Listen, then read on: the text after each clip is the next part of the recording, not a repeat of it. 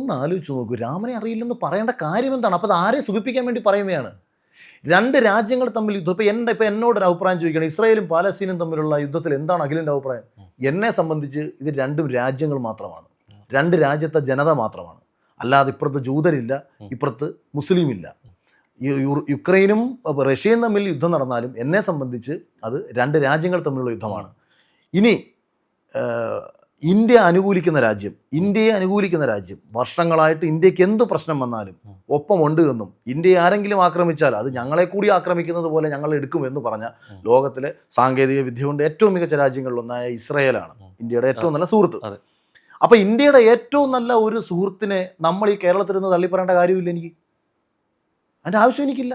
കാരണം എന്നെ സംബന്ധിച്ച് ഇന്ത്യയുമായിട്ട് യാതൊരു ബന്ധവുമില്ലാത്തൊരു ജനത, അതിന് ഞാൻ ഇനി കരയാൻ തുടങ്ങാമെന്ന് വെച്ചോ. ഞാൻ ഗാസയിലെ കുഞ്ഞുങ്ങൾ പടഞ്ഞു വീഴുന്നെങ്കിൽ, സൊമാലിയയിലെ കുഞ്ഞുങ്ങൾ ഭക്ഷണം കിട്ടാതെ മരിക്കുന്നെങ്കിൽ, ആഫ്രിക്കയിലെ കുഞ്ഞുങ്ങൾ പടഞ്ഞു വീഴുന്നുണ്ട്, യുക്രൈനിലെ കുഞ്ഞുങ്ങൾ പടഞ്ഞു വീഴുന്നുണ്ട്. ഇതൊക്കെ ലോകത്തിന്റെ പല കോണിലും നടക്കുന്നുണ്ട്, പല കോണിലും. ഇപ്പൊ ഇറാനിലൊക്കെ. പക്ഷെ വേടനെ സംബന്ധിച്ച് അവിടെ കൃത്യമായ പൊളിറ്റിക്കൽ അജണ്ടയുണ്ട്.